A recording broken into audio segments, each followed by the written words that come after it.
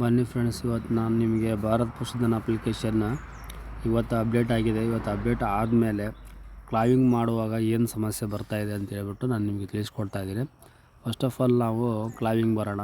ಕ್ಲಾವಿಂಗ್ ಅಲರ್ಟ್ಸಲ್ಲಿ ನಾವು ಇದಕ್ಕಿಂತ ಮುಂಚೆಗೆ ಕ್ಲಾವಿಂಗ್ ಮಾಡ್ತಾಯಿದ್ರೆ ಆಟೋಮೆಟಿಕ್ಕಾಗಿ ಇಲ್ಲೇ ಡ್ರೈ ಕೇಳಿದರೆ ಡ್ರೈ ಆಗ್ಬಿಡ್ತಿತ್ತು. ಇಲ್ಲಿ animal status is in milk ಅಂತಿದೆ, ಅದನ್ನು ವಿ ಹಿಸ್ಟ್ರಿ ಮಾಡಿಬಿಟ್ಟು ನಾವಿಲ್ಲಿ ಎರಡು ಕ್ಲಾವಿಂಗ್ ಕೊಡ್ತಾಯಿದ್ರೆ ಇಲ್ಲಿ animal is in more please first entry dry of transaction ಅಂತ ಹೇಳ್ತಾ ಇದೆ. ಈಗ ಇದನ್ನು ನಾವು ಡ್ರೈ ಮಾಡಬೇಕಂದ್ರೆ ಯಾವ ಥರ ಮಾಡಬೇಕು, ಇದಕ್ಕೆ ಮುಂಚೆಗೆ ನಾವು ಏನು ಮಾಡ್ತೀವಿ, ಅಪ್ಡೇಟ್ ಆಗಲಾರ್ದು ಮುಂಚೆಗೇನೆ ಇಲ್ಲೇ ಡ್ರೈ ಅಂತ ಕೊಟ್ಬಿಟ್ಟು ಡೇಟ್ ಕೊಟ್ಬಿಟ್ರೆ ಡ್ರೈ ಆಗ್ತಿತ್ತು. ಇದನ್ನು ಯಾವ ಥರ ಡ್ರೈ ಮಾಡಬೇಕಂತ ನಾನು ನಿಮಗೆ ತಿಳಿಸ್ಕೊಡ್ತೀನಿ.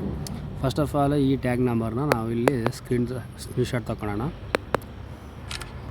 ತಗೊಂಡ್ಮೇಲೆ ಇಲ್ಲಿ ಸ್ಕ್ರೀನ್ಶಾಟ್ ಹಾಕಿರೋದನ್ನ ಇಲ್ಲಿ ನೀವು ನೋಡ್ಬೋದು.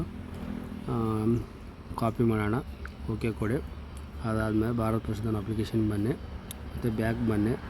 ಇಲ್ಲೇ ನೋಡಿರಿ ಪರ್ಫಾರ್ಮೆನ್ಸ್ ರೆಕಾರ್ಡಿಂಗ್ ಅಂತಿದೆ, ಅದ್ರ ಮೇಲೆ ಕ್ಲಿಕ್ ಮಾಡಿ. ಇಲ್ಲಿ ಡ್ರೈ ಆಫ್ ಅಂತ ಇದೆ, ಇದ್ರ ಮೇಲೆ ಕ್ಲಿಕ್ ಮಾಡಿ. ಇದು ಪ್ರಾಜೆಕ್ಟ್ ಮಿಸ್ ಮ್ಯಾಚ್ ಅಂತ ಕೇಳುತ್ತೆ, ಇದು ಓಕೆ ಅಂತ ಕೊಟ್ಬಿಡಿ. ಇಲ್ಲಿ ಯಾವ ಪ್ರಾಜೆಕ್ಟ್ನಲ್ಲಿ ಮಾಡಬೇಕಂತ ಯಾವುದೇನೂ ಅವಶ್ಯಕತೆ ಇಲ್ಲ. ಇಲ್ಲಿ ಟ್ಯಾಗ್ ನಂಬರ್ ಹಾಕಿ ಸರ್ಚ್ ಕೊಡಿ, ಅದನ್ನ ಓನರ್ ನೇಮ್ ಬರುತ್ತೆ, ಅದ್ರ ಮೇಲೆ ಕ್ಲಿಕ್ ಮಾಡಿದ ಮೇಲೆ ಇಲ್ಲಿ ಟ್ಯಾಗ್ ನಂಬರ್ ಬಗಲಾಗ ಬಾಕ್ಸಿಗೆ ಕ್ಲಿಕ್ ಮಾಡಿಬಿಟ್ಟು ಇಲ್ಲಿ ಡ್ರೈ ಆಫ್ ಅಂತ ಮಾಡಿ. ಡೇಟ್ ಕೇಳಿದ್ರೆ ಡೇಟ್ ಕೊಡಿ, ಸಬ್ಮಿಟ್ ಮಾಡಿ. ಸಬ್ಮಿಟ್ ಮಾಡಿದ ಮೇಲೆ ಬ್ಯಾಕ್ ಬನ್ನಿ.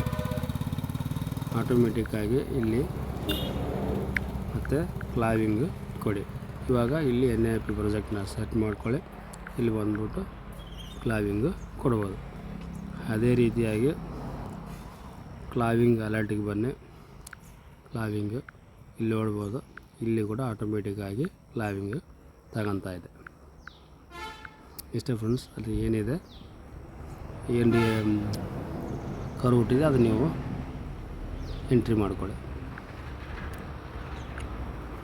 Thank you friends.